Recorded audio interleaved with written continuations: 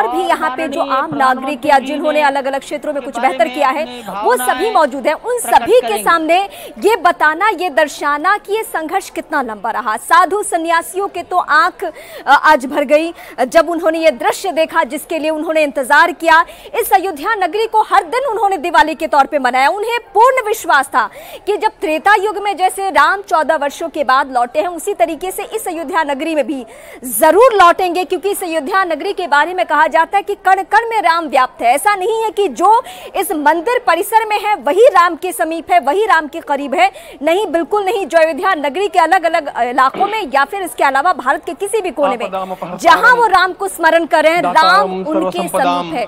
राम के बारे में दूर देश से बैठे हुए लोग सोचते होंगे कि ये कौन प्रभु है जिनकी इतनी चर्चा हो रही है, जिनकी इस तरीके से पूजा हो रही है। उनके लिए मैं यही कहना चाहूंगी, राम वो है जिनकी छवि के तौर पे औरतें चाहती हैं कि अगर पति हो तो राम स्वरूप जैसा, अगर बालक हो तो रामलला जैसा। हमारा संपूर्ण राष्ट्र और पूरा विश्व भी आज भगवान श्री राम की प्रतिष्ठा से आलोकित होने का पर्व आरंभ हो चुका है। यह केवल एक मंदिर में एक मूर्ति की प्रतिष्ठा नहीं है, यह इस देश की अस्मिता, इस देश का स्वाभिमान और इस देश का आत्मविश्वास, इसकी प्रतिष्ठा है। 500 वर्षों की प्रतीक्षा के पश्चात यह संभव हो सका। इसके जो अनेक कारण हैं उनके ऊपर तो आलोक हमारे सारे सम्माननीय अभ्यागत डालेंगे ही। मैं केवल एक काम के लिए यहां पर खड़ा हूं, छोटा सा काम। कारण तो अनेक होते हैं, लेकिन अनेक कारण मिलते मिलते आखिर वे एक विशिष्ट स्तर तक पहुंच जाते हैं और उस स्तर पर कोई महापुरुष हम लोगों को उपलब्ध होता है और उस विभूति के कारण युग परिवर्तित हो जाता है। इस प्रकार का परिवर्तन लाने के लिए अपने जीवन को साधना पड़ता है और इस प्रकार जीवन साधने वाले हमारे इस देश की परंपरा के अनेक महान रत्नों में आज हम लोगों को समय की आवश्यकता, युग की आवश्यकता, सनातन के अंतःकरण की आवश्यकता के रूप में हमारे सम्माननीय प्रधानमंत्री जी प्राप्त हुए हैं।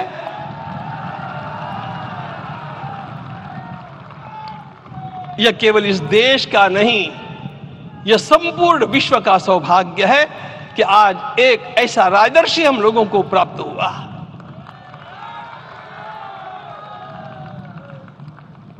आपके मंगल हाथों से आज प्रतिष्ठा होने की बात थी, वह स्वाभाविक भी था, वो होना ही था मित्रों। लेकिन मुझे इस बात का आश्चर्य हुआ जब मुझे लगभग 20 दिन पूर्व समाचार मिले कि माननीय प्रधानमंत्री जी को इस प्रतिष्ठा के लिए स्वयं अपने लिए क्या क्या अनुष्ठान करके सिद्ध करना चाहिए, स्वयं को उसकी नियमावली आप लिख करके भेजें।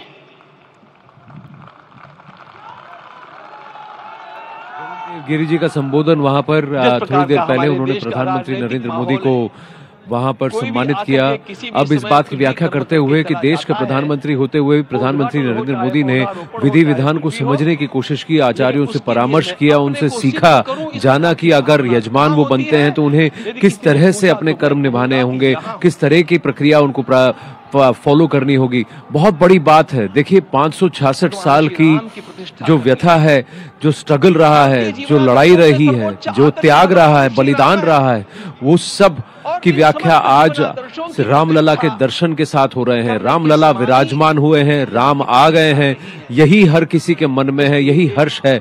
और उस भव्य दिव्य मूर्ति को देखकर सबको ऐसा ही आभास हो रहा है। कई लोगों के भी तो आंखों से अश्रु आ गए थे। कई लोग होंगे जिन्हें देखकर ऐसा लगा होगा कि कितना भव्य स्वरूप है।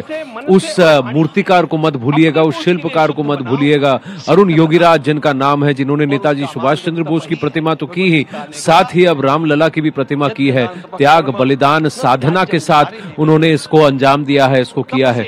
4 आपके सामने ऐसे दृश्य हैं, लेकिन सबसे भव्य दृश्य स्क्रीन पर एक ही है और वो है रामलला का। रामलला विराजमान हुए हैं। जो लोग पूछते थे जो रामलला प्रकट हुए उनका क्या, वो भी वही है, उन्हीं की भी प्राण प्रतिष्ठा हुई है। दोनों का मेल मिलाप कराया गया है। रामलला विराजमान है, एक अचल है, एक चल मूर्ति है। इस तरह से उन दोनों को वहां स्थापित किया गया है। कितना भव्य, दिव्य और एक तेज उमड़ता हुआ दिख रहा है। और एक भक्त की तरह अपने भगवान को पूजा करते हुए दिखे प्रधानमंत्री नरेंद्र मोदी। 11 दिन का अनुष्ठान जिसका उन्होंने पालन किया और बाहर आकर सबसे पहले तो उन्होंने पूजा करने के बाद प्रभु श्री राम को साष्टांग दंडवत प्रणाम किया और उसको उनके जीवन में साकार होते हुए मैंने केवल देखा नहीं, मैं थोड़ा तार्किक हूं। आपकी परम पूजनीय माता जी से मिलकर के मैंने उसको रिकन्फर्म भी किया था कि आपका ये अभ्यास 40 वर्षों का है।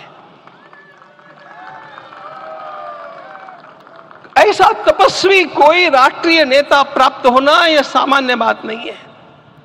वे इन दिनों में हमने कहा था कि आपको विदेश प्रवास नहीं करना चाहिए क्योंकि सांसर्गिक दोष भी आते हैं। विदेश प्रवास टाल दिया सांसर्गिक देशों के इस दोषों के संभावना के कारण, लेकिन दिव्य देशों का प्रवास ऐसा किया। नासिक से आरंभ किया, गुरुवायूर गए, श्रीरंगम गए, रामेश्वरम गए। इन सारे स्थानों पर जाकर के वहां के परमाणुओं को लेकर के और पूरी भारत माता के हर कोनों में जाकर के मानो वे निमंत्रण दे रहे थे कि आइए दिव्य आत्माओं, अयोध्या पधारिए और हमारे राष्ट्र को महान बनाने के लिए आशीर्वाद दीजिए।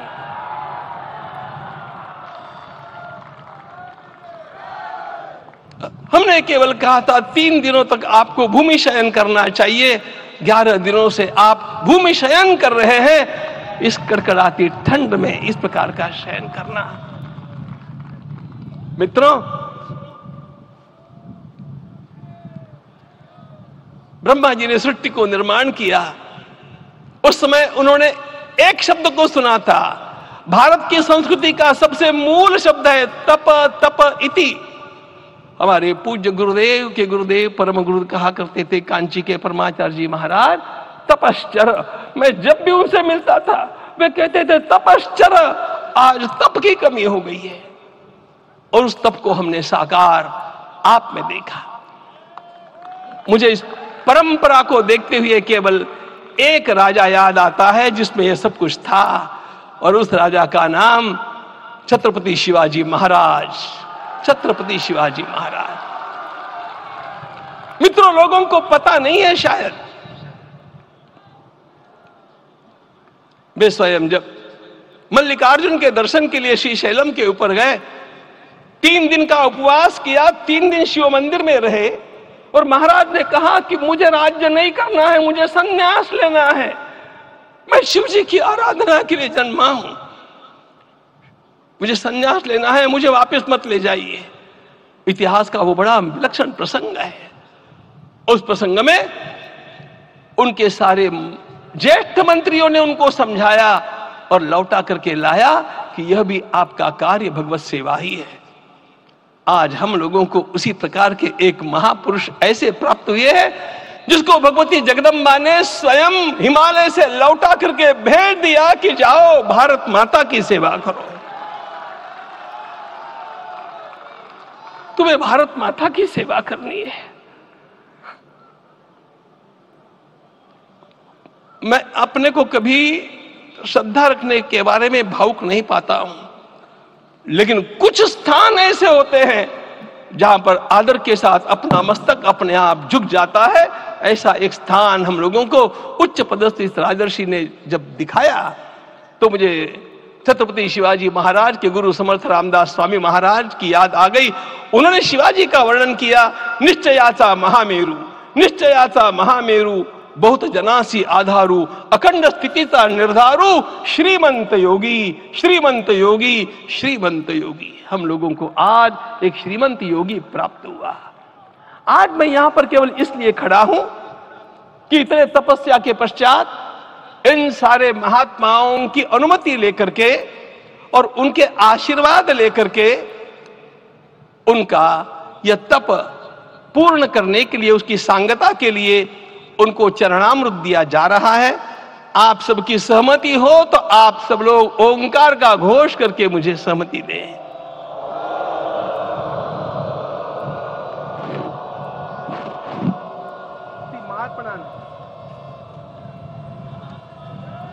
आगे,